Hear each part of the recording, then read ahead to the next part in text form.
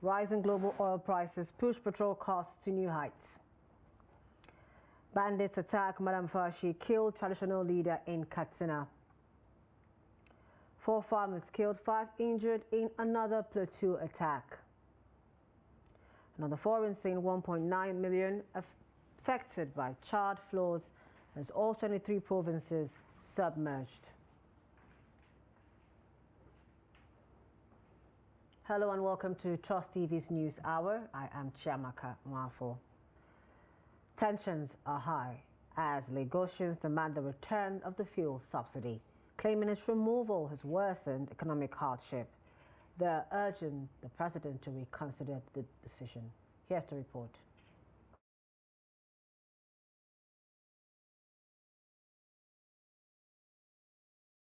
The soaring fuel prices are hitting Lagosians hard, with transportation and basic goods becoming more expensive. Businessman Olumide Onabanjo shares her story, highlighting the struggles many are facing due to the rise in costs. And a bag of rice in the market now is about 110,000 if you want good ones, where the local Nigerian rice is just about 80,000, 90,000. So when you want to eat good thing, it takes a lot of things away from you. And when you look at the minimum wage of 70,000, it is not corresponding to what is being taken away from us as Nigerians, because that 70,000 cannot even take you a week now because of the hike in everything, in transportation, in feeding, even in clothing. It has really affected a lot of us now. The skyrocketing fuel prices in Nigeria are pushing many citizens to their limits, especially small business owners and everyday people. Widow and businesswoman Mrs. Javita Ashuvo expresses her frustrations, revealing the challenges she faces in today's tough economic climate. A businesswoman, you go to market to buy, you cannot buy. To sell, you cannot sell it and get profit inside your business again. The increment of petrol, again, is spoiling the whole things. In fact, like this morning, since I came here, how many drink of rice I cook? How much am I selling? What is my profit upon all my stress? Nothing. So I don't even understand why Nigeria leaders have this kind of heart to punish us. I'm a widow. I don't have husband for over 10 years plus now. I suffer before I eat with my children. But now, a widow will go to market to buy, you cannot buy. Our government should just try and help us. They just try and help us. As you can see, I'm even trekking down. Maybe I could just say, maybe I will get a manual that is cheaper. Because getting a manual from Mena down to Ogba, probably they might see 400 naira. Now, the fuel price has changed just yesterday. Look at today now. Every commercial bus, they've also increased their price as well. So now tell me, if all the salary earners, in fact, I'm really pitying them, but I pray God will touch our leaders. God will really touch their hearts so they can do the needful and help us. Many Nigerians believe the removal of fuel subsidy is at the heart of the economic struggles, with demonstrators calling on the government to reconsider the decision. Emeka Nuola shares his concerns, urging the president to take action. Probably the president didn't really look at it very well before announcing that fuel subsidy is gone. So citizens have asked that he should look at it again. So we employ the president to go back to his drawing board and look at it again. I'm not sure he's elected to inflict a hardship on the citizens. I'm not sure. He's elected to better the lot of the citizens. So let him look at it again. Look at some of the programs that he has set out to do. How far is it benefiting to the ordinary citizens? As fuel prices keep climbing, the economic strain on citizens intensifies. Businesses and households are feeling the pressure, leaving many to wonder how much higher prices will go and if any relief is on the horizon. With fuel prices hitting a record 1,070 naira per litre in Kano State, many residents are turning away from petrol-powered motorbikes. The shift towards electric bikes is gaining momentum as a practical alternative. Abdulaziz Ibrahim explores this growing trend. As Nigerians grapple with the aftermath of fuel subsidy removal, many Kano residents are opting for electric-powered motorbikes. Seen as a practical solution for daily commuting, electric bikes are quickly becoming a preferred alternative. In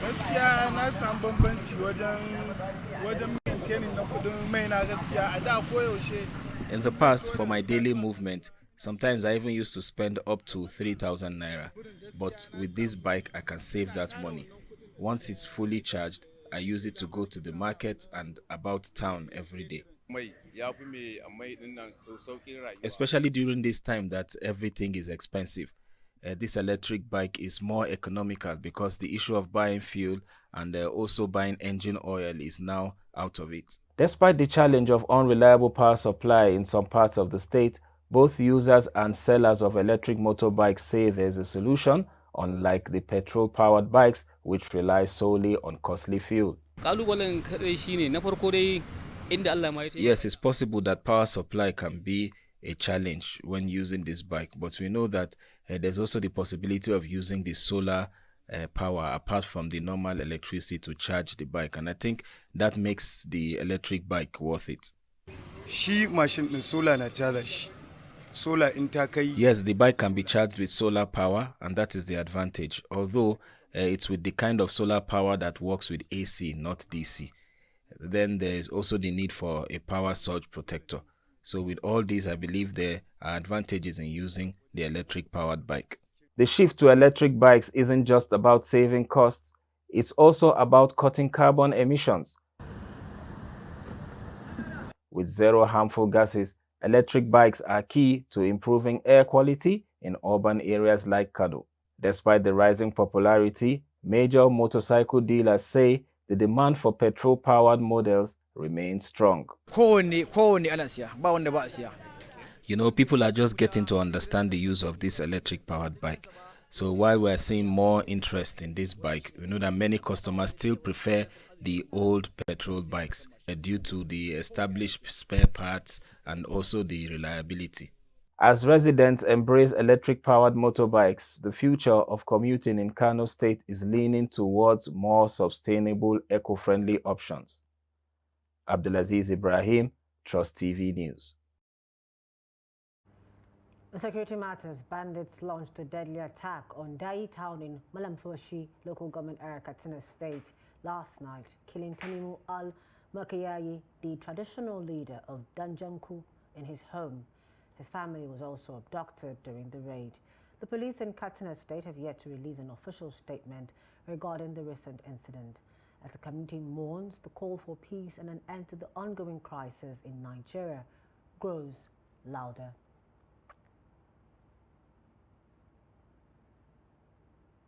We have joining us from Katsina State capital, Abdullah Yamadi, Trust TV reporter, to give us an update. Thank you, Chiamaka. Good evening, Abdullah. Thank you for joining us. Can you tell us what's happening and what's happened, really? Well, indeed, the killing of Tanimu Garba, the village head of Danjanku, has really shocked not only the people of Malamfashi, but the entire state, because as soon as the news of his killing broke out, many people, especially at religious places, started lamenting against the persistent insecurity in the state. Like you said, Tanimu Garba was until his death, or his killing last Friday, the village head of Danjanku in Malamfashi local government. And 2 years ago, to be precise, he was kidnapped and spent over 3 months with the bandits, but was later released after the payment of 3 million naira ransom. This Friday, when the bandits sneaked into Daytown, they went straight to his house and knocked on his gate. One of his children opened the gate, and of course, when entering the house, they went straight to his room, where they met him reciting the Holy Quran and shot him 5 times, 2 on his forehead and of course 3 on his chest, according to eyewitnesses.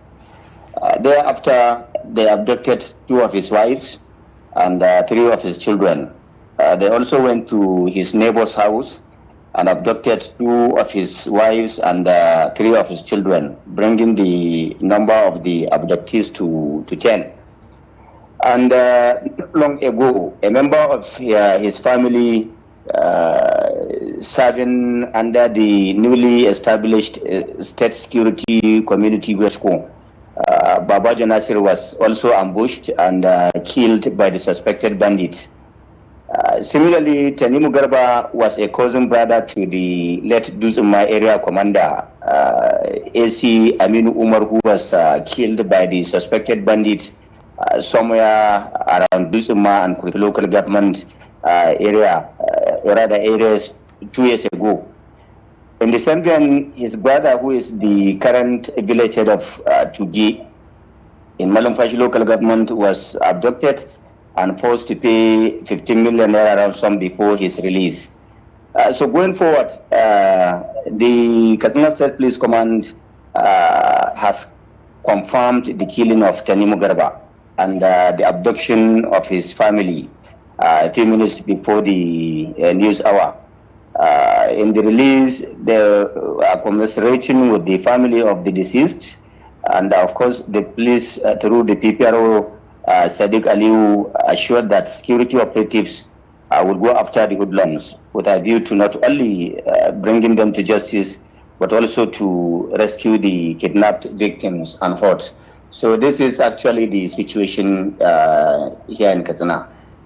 Okay, so Abdullahi, currently in that particular area, that's Malam Fashi, what's the atmosphere like, and are security operatives present? Well, the killing of this monarch has sparked a lot of lamentations, and people are confused due to this issue of escalating insecurity situation. So people are lamenting seriously, and there are a lot of issues, a lot of people saying the conventional security operatives are not doing enough to curtail this banditry in this part of the state. All right, thank you so much, Abdullah Yamadi, for that update. Okay, thank you most sincerely, Chomaka. Moving over to Plateau State. A tragic incident at a mining site near Kuba and Maikatako villages in the Baturo district of Bokkos local government area, Plateau State. 4 farmers were killed and 5 others injured on Thursday night around 9 p.m. Sebastian Majid, president of the Baturo Youth Movement, reported the incident in Jos on Saturday. The victims have been identified as Bwefuk Musa, Klingshak Dixon, Promise Joshua, and Nyam Abaka. Majid noted that the attackers fled the scene before security personnel arrived. Majid highlighted the ongoing violence which has affected several areas, including Barakin Ladi, Riyam, Basa, Jos North and South, as well as Wase and Mangu local government areas where innocent residents have been brutally murdered in their sleep. So the security-related matters, some suspected gunmen on Saturday afternoon killed a councillorship candidate Adeyinka Adeleke in the Jide Jones area of Abeokuta South local government area of Ogun State. The victim was said to be the All Progressives Congress councillorship candidate for Abeokuta South local government Ward 15 in the forthcoming November 16 local government elections. It was guarded that the assailants stormed the area in a tinted car while shooting sporadically. Our correspondent learned from a source privy to the incident that the gunman attacked Adeleke, shot at him and left him in the pool of his blood. The deceased was said to have been a transport union worker in the Panseke area of Abeokuta during his lifetime. A senior police officer in the area confirmed the incident to our correspondent while stating that the family took the corpse away. Away from that, a high court in Kebbi State has sentenced one Badamasi Abdullahi to life imprisonment for raping a 16-year-old girl at Damanna area of Argungu. The presiding judge, Justice Shamsuddin Jarfa, found Abdullahi guilty under Section 259 subsection 1 of the Kebbi State Penal Code Law 2021, as the prosecutors presented 5 witnesses and tendered 7 exhibits to prove their case. According to the court record, Abdullahi, a close friend to the victim's brother, raped the girl despite her plea that she was menstruating. While delivering his judgment, the judge said the prosecutor's evidence was credible and uncontested by the defense counsel. The All Progressives Congress APC in Plateau State has rejected the results of Wednesday's local government elections, labeling the process as deeply flawed. The party has vowed to pursue legal action to challenge the conduct of the election. Speaking at a press conference held at the APC Secretariat in Jos, State Chairman Rufus Baturi expressed the party's discontent, stating they would not accept the outcome. Baturi described the election as rigged and said it was the worst in the state's political history.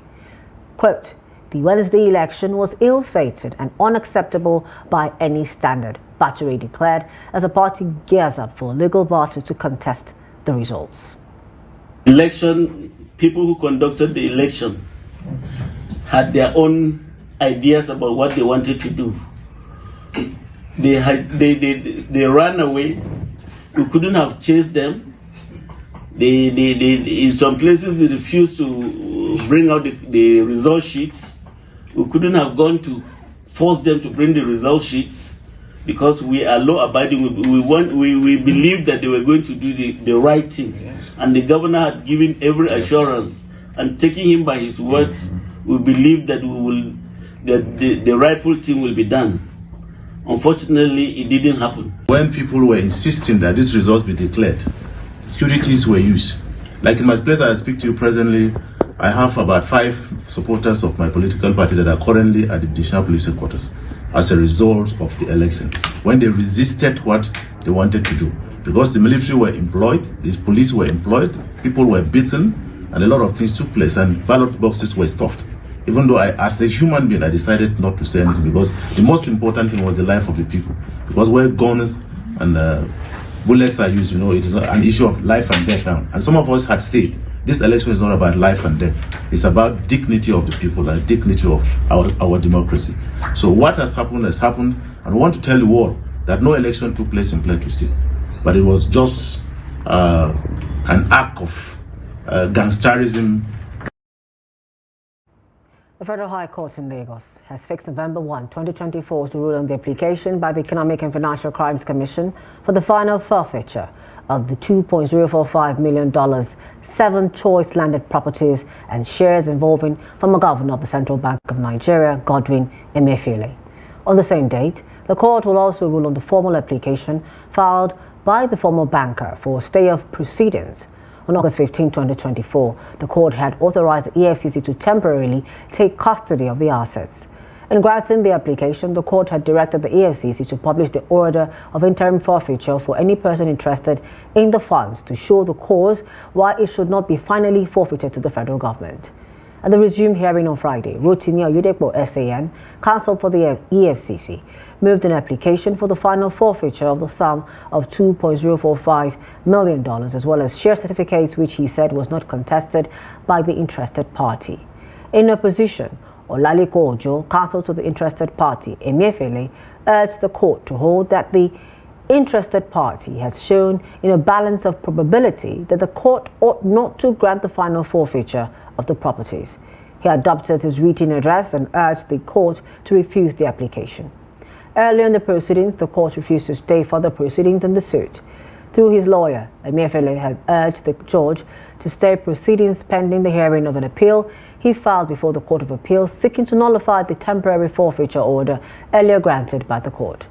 But Justice Deinde Dikpeolu held in his ruling that interested parties had the right to approach the Court of Appeal, which must be contingent on the trial court's decision.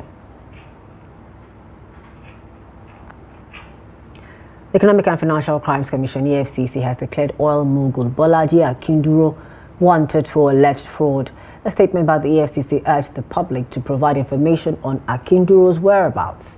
His last known address is 272 Patience Coker Street at Jose Adeogun, Victoria Island, Lagos State. Akinjiro is executive chairman of Total Grace Oil and Gas Investment Limited. He's accused of obtaining money under false pretense and committing stealing by conversion. Residents of Ugboro community in Bekwara local government area, Cross River State, have raised a desperate call for the reconstruction of the Ogoja-Bekwara-Katsina Federal Highway, which has become a death trap for travelers. The road's worsening state has led to fatal accidents, damaged vehicles, and a crippling effect on local businesses. Here's the report. Commuters emphasize that the highway's condition is not only a safety concern but also affects the livelihoods of law-abiding citizens contributing to Nigeria's GDP through agriculture and other activities. Large portions of the road are riddled with potholes, causing vehicles to take alternative routes that are not designed for heavy traffic. The Jibo-Ugboro-Abouchiche stretch is particularly hazardous, with a massive muddy gully splitting the road. Others who spoke urged the federal government to fix the long-neglected road, ensuring safe passage for travelers and facilitating economic activities. We left Edo State on Monday afternoon, hoping to get to Yola. Only for us to get here on Tuesday night. We were stuck here and we'll be stuck here since then.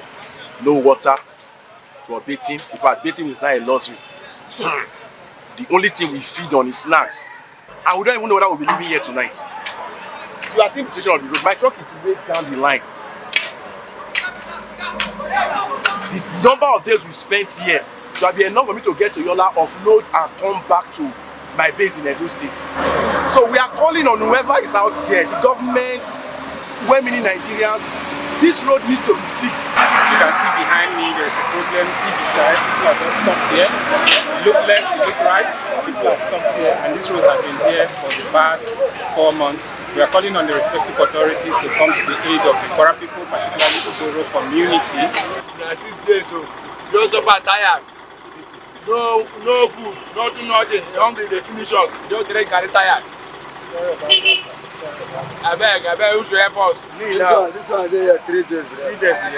We there here. We are there 2 days. Okay. So my mother still dey back. So I don't even hear.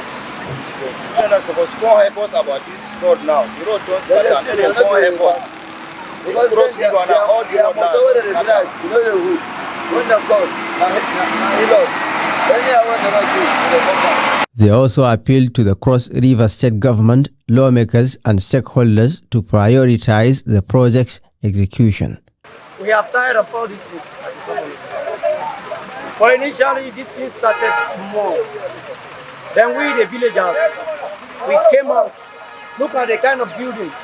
We broke the building to this place. The building have done. We have broke the building to this place. But it didn't work. We started it small.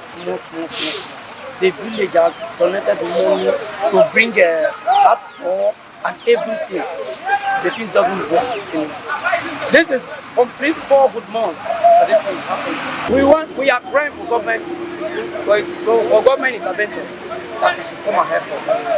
We community have tried our best and we are tired. Sleeping on this road, no way to pass, everything, they bad. Understand, okay? We ourselves, not even good. No more to take pass. We must almost live for here more than 3 days. Beyond the human toll, the highway's deterioration has crippling economic implications. Businesses struggle to transport goods while farmers can't access markets. Frustrated truck drivers have been forced to pay some financial commitments as a palliative measure to assist the community in maintaining the road. You're still on to News Hour on Trust TV. Up ahead,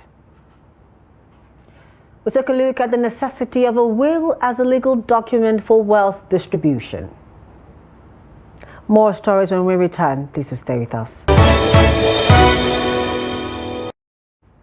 Welcome back. Thanks for staying with us. A recap of our top stories. We told you that rising global prices push petrol costs to new heights. We also informed you that bandits attack Malamfashi killed traditional leader in Katsina State. Welcome back to more stories. The Nigerian Navy ship NNS Pathfinder has enhanced education in River State by distributing free educational materials to pupils from 3 primary schools in Okpobunkoro local government area as part of its Operation Delta Sanity 4 initiative. The beneficiaries include Okpobu Primary School, St. Paul Primary School 1 and 2, and Abazebe Model Primary School.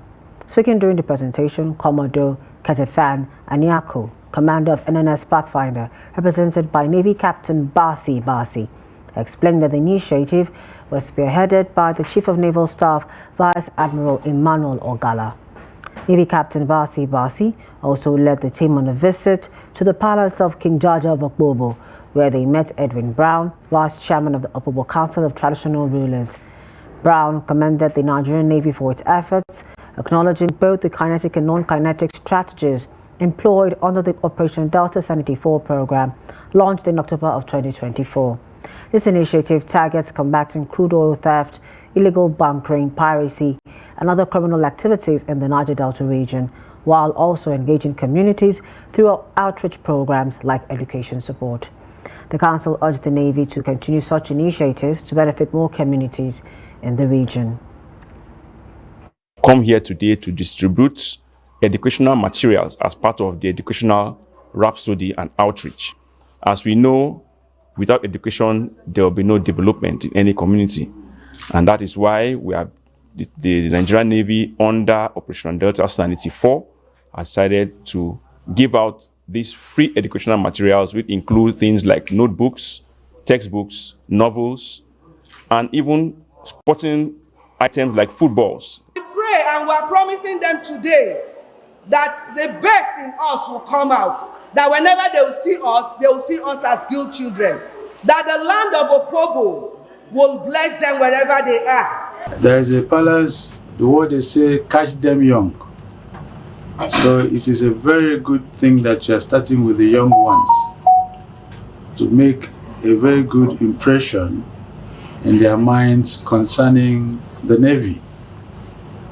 And this sensitization, I know, will go a long way to make our young ones think of joining the Navy. I, the senior prefect, extend our heartfelt gratitude for your generous gift. Your kindness demonstrates the Navy's commitment to supporting education and our community. Thank you for empowering future leaders. To sincerely thank the Nigerian Navy for this gesture, for this benevolence they have shown to this kingdom. This is a square peg in the direct route. Most of the material that was sent to our pupils, you see, in the school, you have indigent children in the school. And today, by this benevolence, it has cut across the kingdom.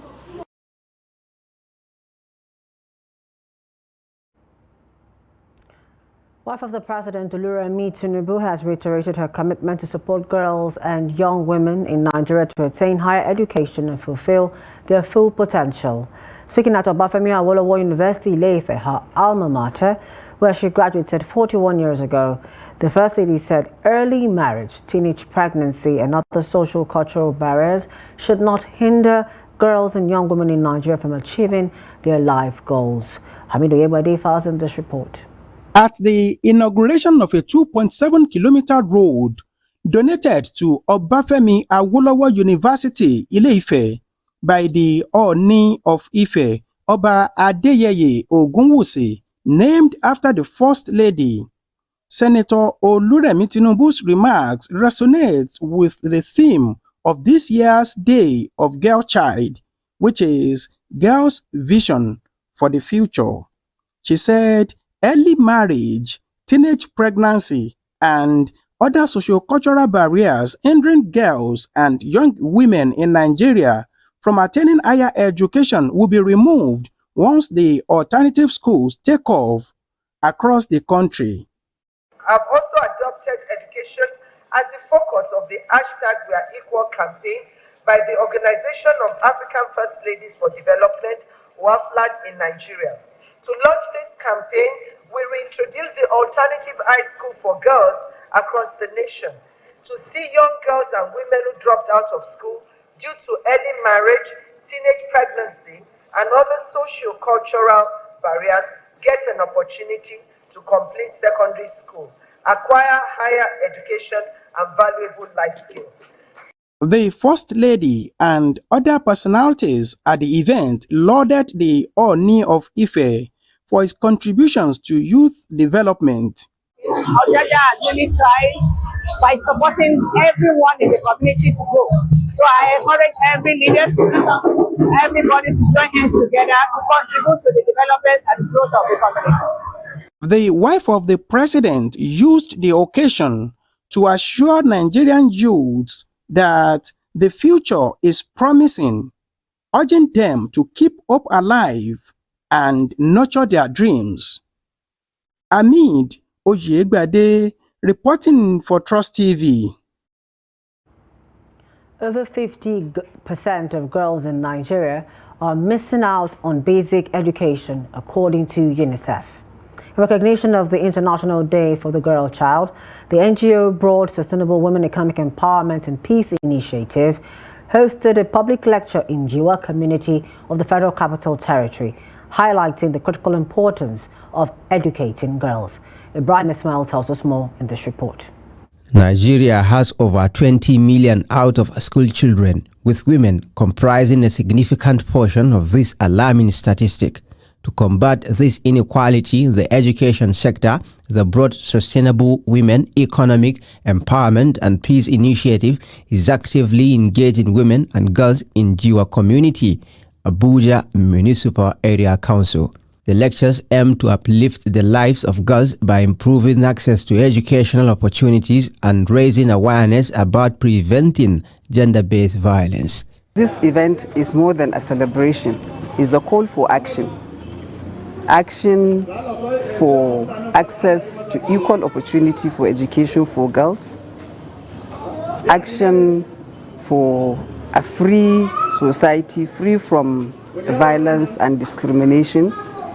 Action for parents and teachers to nurture and support the girl child, and for leaders to create policies and give opportunities for the girl child to realize her full potential.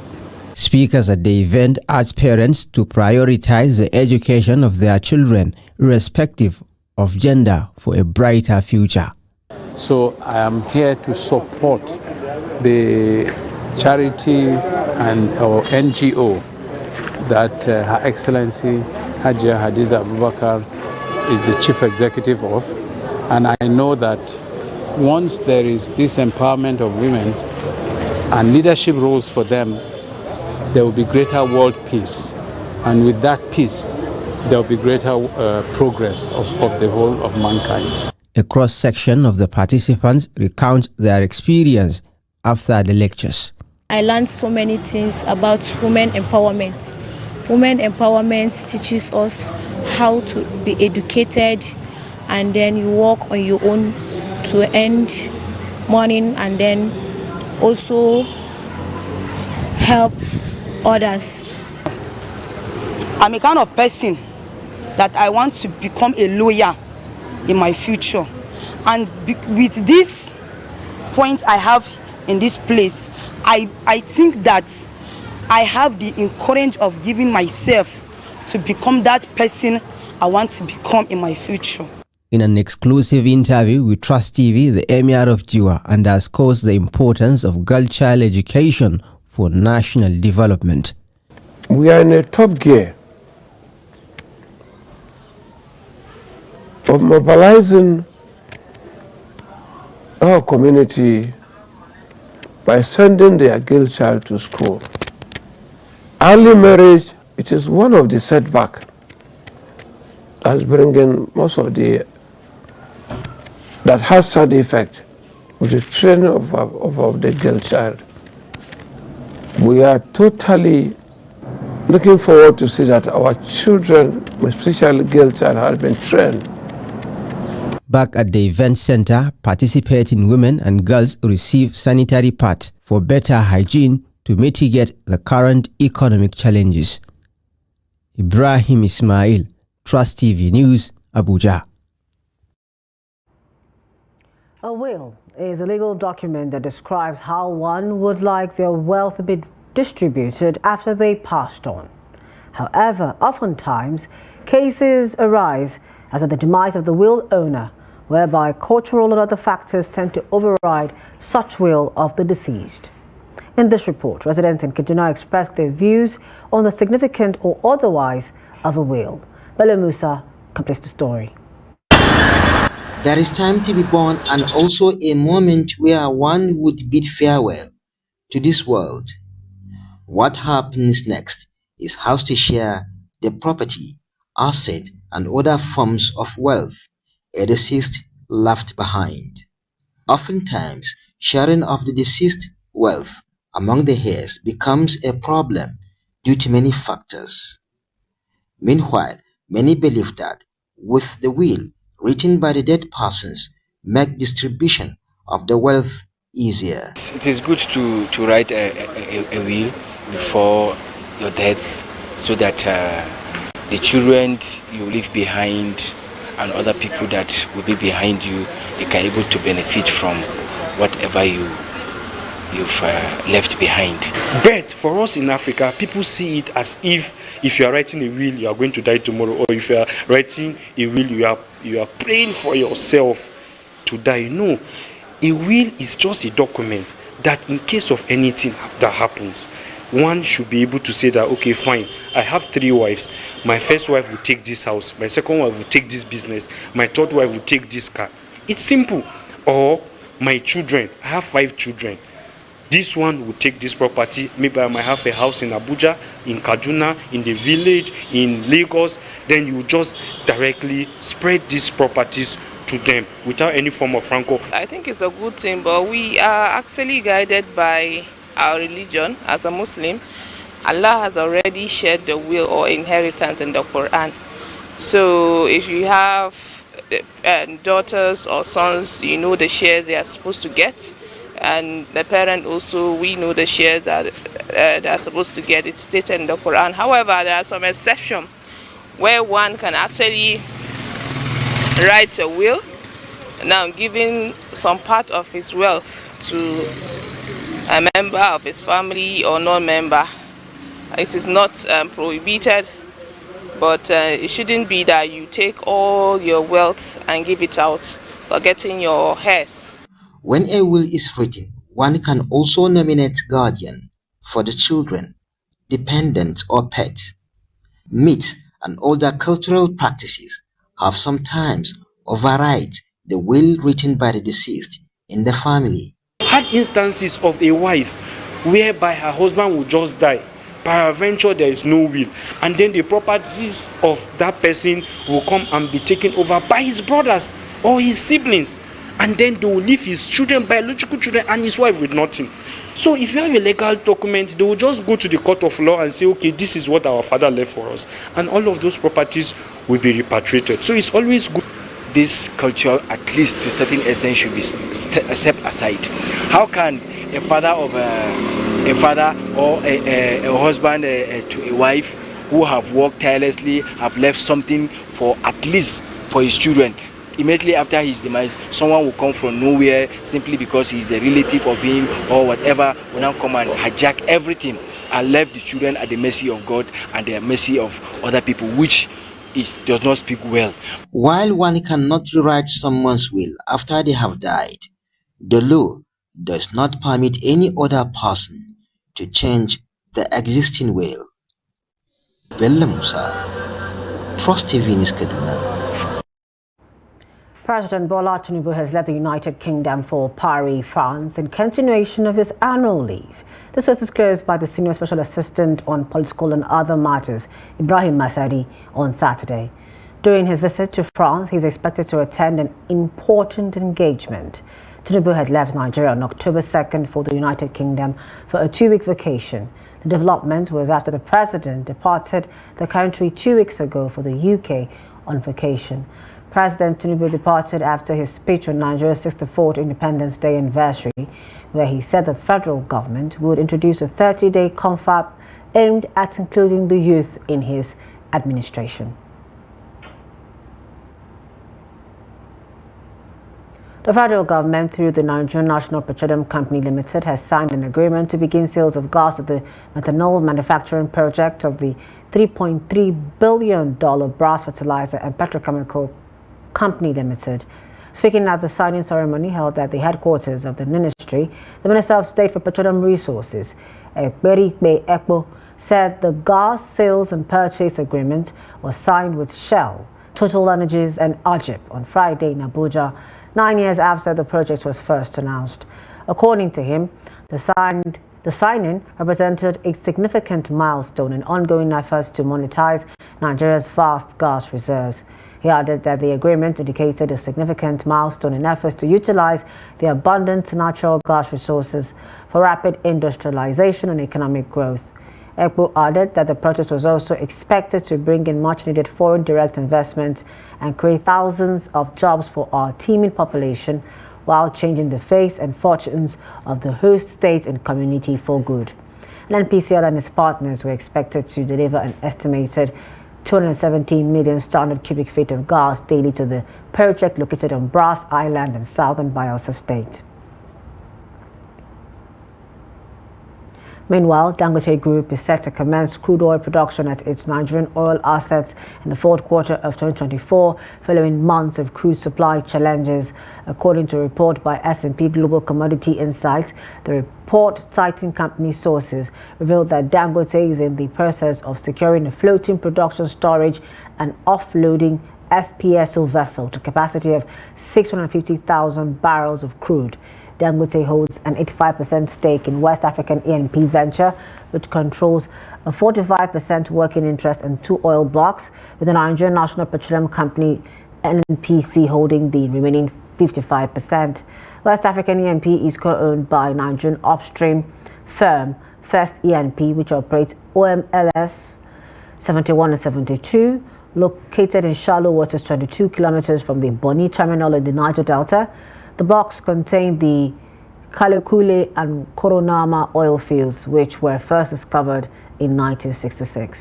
Production on these fields peaked at 21,000 barrels per day in 1999 before declining in 2003. However, the fields are estimated to still hold recoverable resources of nearly 300 million barrels of oil and 2.3 trillion cubic feet of natural gas. S&P Global forecasts production to start by 2026, with output potentially reaching 43,000 barrels of oil equivalent per day by 2036. In a historic moment, the Nigerian Institute of Estate Surveyors and Valuers has inaugurated its first female chair, marking a significant step towards greater gender inclusion within the organization. Members hailed the move as revolutionary, signaling a broader push for more women to take leadership roles in the industry. Chamuda Bang reports on this groundbreaking achievement that is inspiring a new generation of women professionals to break barriers and challenge the status quo. ESV Folake Odusiga has made history as the 13th chairman of the Nigerian Institute of Estate Surveyors and Valuers, NIESV, becoming the first woman ever to hold the position.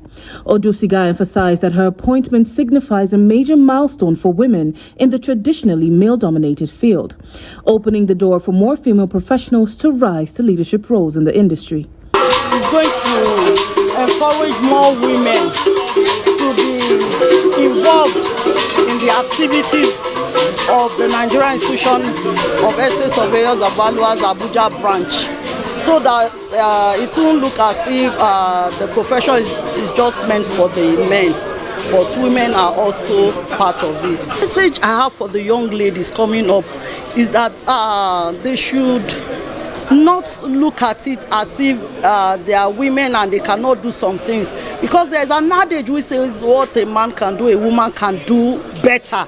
They should believe in the multitasking talent that God has given to we women and make impact of it and do whatever they desire to do. With me being the first female chairman of the branch, I'm sure it's going to encourage other women that if Folake can be the first female, then there's hope for them as well. Janet Shehu, a member of the Nigerian Institute of Estate Surveyors and Valuers, NESV, stressed the importance of including surveyors in discussions on Nigeria's housing challenges. According to Shehu, surveyors offer valuable expertise and guidance, making them essential contributors to finding effective solutions to the country's housing crisis. Well, we are one of the professionals in the built environment, and every now and then we've been involved in the roundtable discussion. And I know that the discussion is a continuous one because no single professional body can solve the problem. So it's a collaborative effort. I know my president has been talking, and I know that in forums where there are opportunity to present papers, they have been doing so. So I want to believe that we will continue to do so and also make our voice known in areas where we can participate and assist the government in achieving its objective. The present president has been talking about change and renew hope in housing development, and they are working towards houses in all the states. They've started in some states, and I think they are engaging some of our colleagues to help them identify land, and so we will continue to give the support. In her address, ESV Folake Odusiga vowed to lead a steady transformation in the conduct of affairs and business at the Abuja branch of the Nigerian Institute of Estate Surveyors and Valuers. She emphasized that her administration would prioritize enhancing the quality of membership, ensuring that the branch sets a high standard of professionalism and excellence. Chamun Dabeng, Trust TV News, Abuja. Away from Nigeria, all of Chad's 23 provinces have been impacted by intense floods brought on by severe rainfall. Over 550 people have died and 210,000 homes have been washed away, and around 432,000 hectares of land and some 2,000 livestock destroyed. This comes as the country declared a food security and nutrition emergency in February. Of the approximately 1.9 million people affected in the country, the United Nations Population Fund, UNFPA, says 85,000 are estimated to be pregnant women.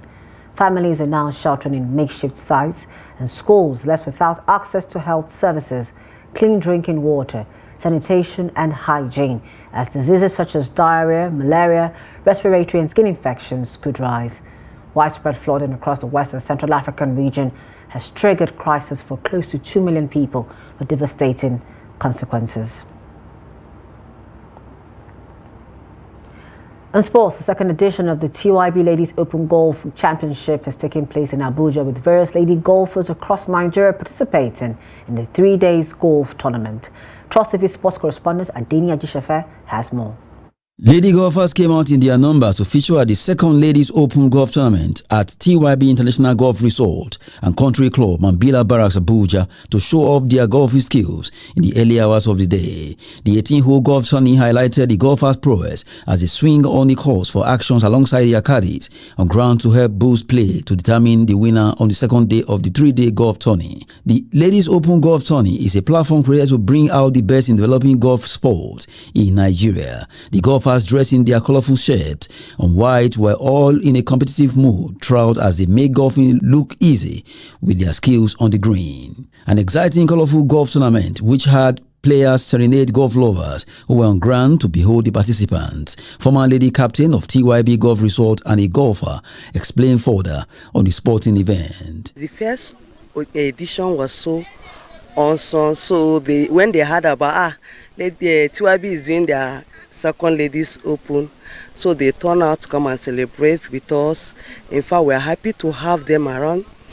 They came safely, there was no casualty, there was nothing happened. In fact, for us this time we have a serious wife come around to cheer us up, and then she's even interested in golf. So you can see golf is something that when you come around you want to be in that cycle because of the love and the ladies you meet around, the caliber of people you meet around. The game has been tough and at the same time a wonderful round. So we are still hoping to play better today. Chairperson of the tournament, Farida Wada, spoke on the feelings of playing at the tourney. The last few days has been amazing. I've seen women play beautiful golf. I mean, beautifully dressed people, awesome looking women. Everywhere you turn you see beautiful colors, and we're playing good golf. Yeah, it's been the weather's been kind. Sometimes the sun is out, but after the rains last night, it looks very calm today. But I think so far so good. It's been great. We're doing great. We're having fun. We're enjoying ourselves on the course. President, Lady Golf Association of Nigeria, Rita Oyome, appreciates all and sundry that makes the event tea. We have ladies from different courses in Nigeria to grace this occasion. We also have gentlemen who are guests that are playing. We have the privilege of having the pros as our marshals on every road. Everything is good. The ambience is okay. The hospitality is great. The golfers will be looking forward to the next edition to campaign for honors and trophies. That's Sport News. I'm Adeni Ajishafe.